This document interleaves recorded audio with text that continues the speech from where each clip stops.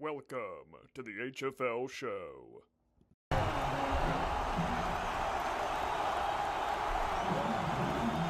Oh, why hello there. Thank you for joining. Expecting me to give a Week 5 recap or something? Okay, guess I could do that.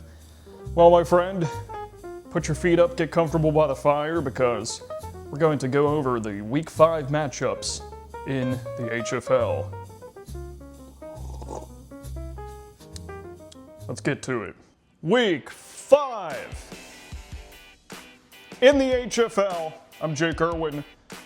Pleasure to have you with us with this recap. Let's get right into it. It starts off with me rebounding after my first loss of the season last week to Bryson. I get a strong win against Levi, 158-105, and Levi so far is struggling with the HFL curse. In case you don't know, the HFL curse is when you win the championship, you really struggle the following year. We've seen examples of it before in the HFL, and so far that is the case for Levi. 6 out of 10 teams make the playoffs in the HFL, so right now Levi on the outside looking in.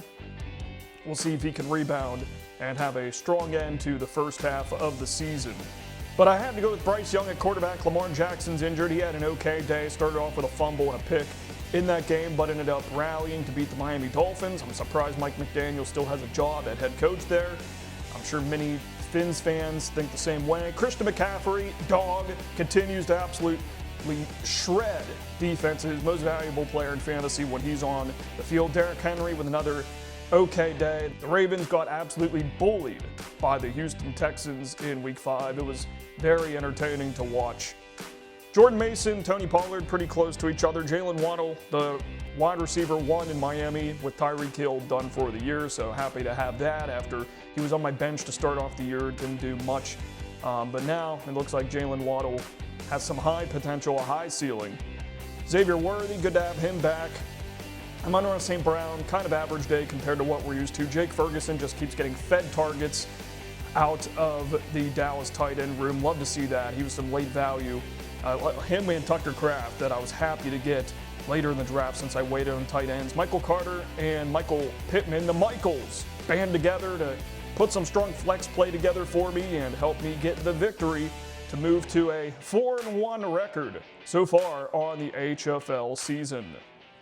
Second matchup, RJM versus Bryson Holtzlander, and Bryson back-to-back wins, 149-127 against RJM.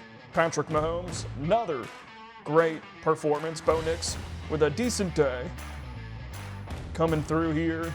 Pretty average numbers until you get to Puka Nacua, who continues to have a great year for the Los Angeles Rams. Then we go further down and just strong flex play from both of these teams. But the Colts defense, 17 points against the lowly Las Vegas Raiders. And Bryson getting that Mahomes and Kelsey connection, the stack helps him coast to the victory. Third matchup, Jesse Weir versus Frank Yeager. And, well, in the Week 4 recap, this is the score by Jesse Weir that I alluded to. He puts up 204 points against Frank Yeager, and let's just say Frank Yeager doesn't like fantasy football right now, and this is one of the most frustrating things in fantasy. Whenever your team does great, but you just happen to face a team that goes absolutely off that week, and that's what happened to Frank. Look at this team by Weir this week. 3-2 record for Weir. Baker Mayfield, Jonathan Taylor, Rashad White, Jamar Chase. It's incredible what his team did this week. Rico Dowdle. What a waiver wire pickup by Jesse Weir, 32.40 against the Miami Dolphins.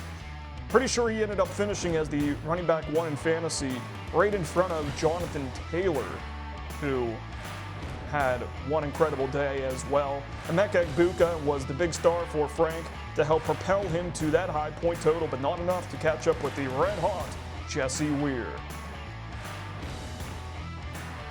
Game number 4, EJ versus Jeremy, and Jeremy, another close one, but he ekes out the victory, stays undefeated, the only undefeated team left in the HFL. Jeremy with a 5-0 record.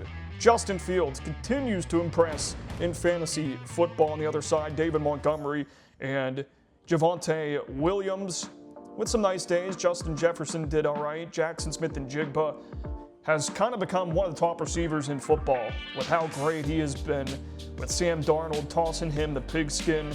Sam Laporta finally putting up some big numbers. He's kind of been for most of this year, but season high so far for Sam Laporta, so owners of him super happy. Deebo Samuel's been a pleasant surprise as well for many people, often going in that flex position.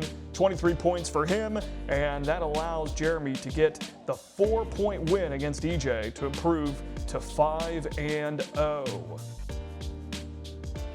Last matchup of Week 5, Peanut Bowers and Genty versus Team John Dotson. Brendan versus John. And, well, the total opposite from Jeremy. John is 0-5, still searching for that first win. He's had a couple of close matchups. It's kind of just been some bad luck. Had a close one last week, another close one this week, just losing by 4 points to Brendan, who Brendan gets his first win of the season. It was the battle of the 0-4 teams, and Brendan gets that narrow edge. And you could very well see these teams competing in the toilet bowl for future reference. But for now, just trying to dig themselves out of a hole. Kyron Williams carves himself out a really nice performance, 31 points for him, one of the top running backs in fantasy. And overall, a close matchup. Look at these scores. Devontae Smith, though, and Nick Chubb out of that flex position, really helping Peanut Bowers and Genty with his first win of the season. And this is back-to-back weeks that John has used the Baltimore Ravens defense. John, it's been 3 weeks in a row with the Ravens defense getting negative points. 4 out of 5 weeks, the Ravens have had negative points for their defense. I think it's time to punt on the Ravens defense at this point. 2 weeks in a row where if John would have started another defense that got positive numbers, he probably would have won back-to-back games. So, John, go to the waiver wire, buddy, for your defense. That's all I'm going to say. That does it for the Week 5 recaps. We're caught up, finally.